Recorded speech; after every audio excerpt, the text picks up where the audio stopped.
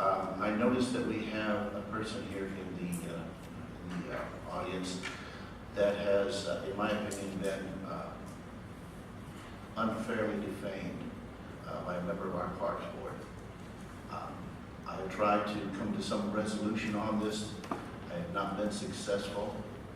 I think it is time for the person who made those remarks, which are violent enough to where I don't feel I can even repeat them in this meeting. I feel it's time for that person to step down. And I would like to see resignation from that particular Parks Board member. I think when someone has been given credentials from the county, I think there is a certain responsibility that is incumbent, especially in dealing with constituents, that we need to make sure that that respect is given to our citizens, particularly when they're exercising their constitutional right to redress the government with their grievances. So I think that it's time for that person to resign from that post. Also, I've been asking pretty much weekly by what authority the county administrator removed the wall in 1350. He has, up to this point, not answered those questions that have been going on for all these months. It's hard for me to assume that it is anything other than an act of insubordination. And I would like to have an answer to my question. I've also introduced ordinances and resolutions multiple times this year to raise the issue of ethics and accountability that we have towards the people. Almost each time they have been tabled.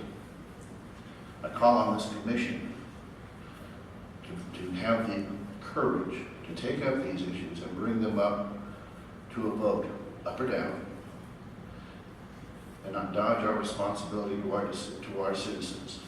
I think it's time to stop playing these political games with the responsibilities that we have taken on.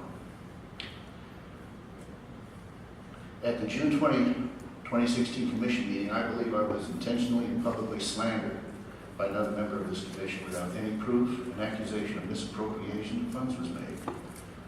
These false charges seem to have been made with what the newspaper reported as a noticeably orchestrated exchange with the cooperation of the county administrator. I was further informed when I asked for proof of these accusations by the commissioner, who was also an attorney, that it was up to me to prove my innocence. We just celebrated the founding of our country. Guilty until proven innocent is not the America I know. Regardless, I have sought legal opinion in the use and have a written legal opinion that no laws or ordinances were violated when ordering these business cards, and more importantly, no misappropriation of taxpayer funds occurred. There was another accusation made that I bypassed the established process when I ordered the business cards. All I can say is this. When I took office in January of 2015, I was approached by Nicole Brown to order stationary business cards. That is the process presented to me as the proper procedure for placing these office supply orders.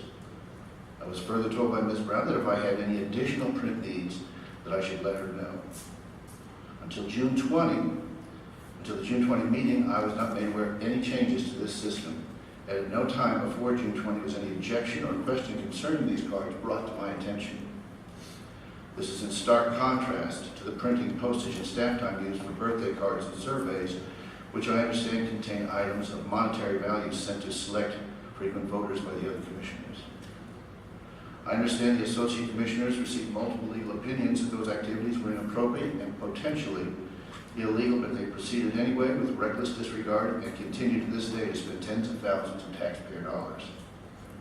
What was the chain of command in the mailing of vast numbers of unsolicited mailings, and by what authority did the county administrator commit taxpayer money and county personnel for this task or assignment under our rules, section 30.42?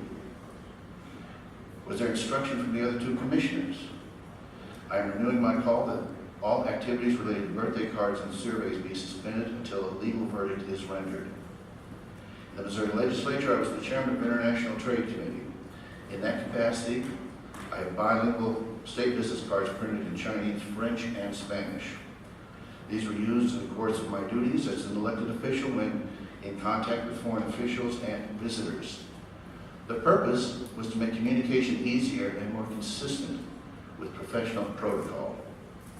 Those foreign nationals would respond with their own bilingual business cards. The export business that I am involved in has no connection to Clay County except that I live here. There are no suppliers, no contractors, or employees of the company in Clay County. No conflict of interest. The use of the county business cards is completely separate from my private business. Their use is to promote tourism and economic development for Clay County with the express provision that any foreign economic development should not create an unfair competition for U.S. businesses nor endanger U.S. jobs. They are not used in my private business transactions nor negotiations with the entities with which I do business. As a condition of my visa, I am required that I disclose that I am a U.S. elected official. During my trips, interest has been expressed in the U.S. and in Clay County in particular. I have bilingual business cards for my company printed at private expense. It seemed inappropriate to use these cards when interacting on non-business subjects to maintain that appropriate separation. So in the interest of promoting Clay County, 8 months ago, I requested bilingual business cards, much as I had during my time as a member of the Missouri legislature. No question or objection was raised until June 20. If the other commissioners wish to prohibit promoting economic development, job creation, and tourism for Clay County, then they should introduce a resolution to that effect. I take this attack on my integrity and my reputation very seriously. If there's any proof of misappropriation of funds, I believe I have the right to see that evidence.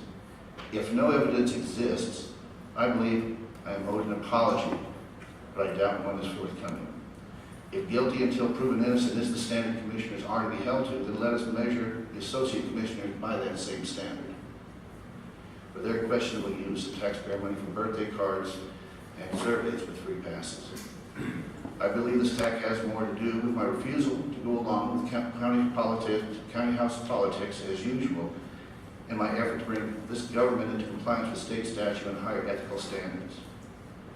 It would be easy not to ask questions or demand accountability. Our meetings would be much quieter. But I will continue to fight for transparency, professionalism, and accountability in the Clay County government. With that, we will move to approval of minutes of previous sections.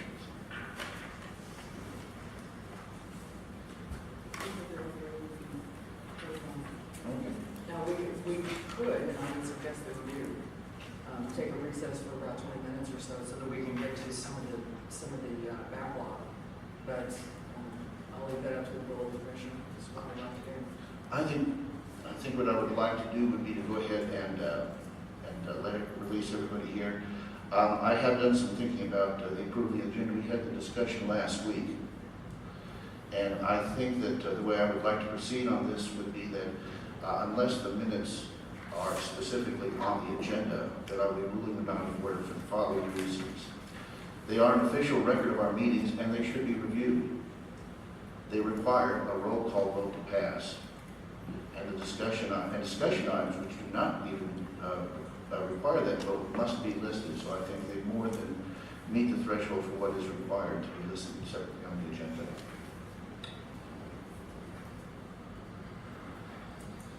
If there are no further discussion on that item, then we are adjourned.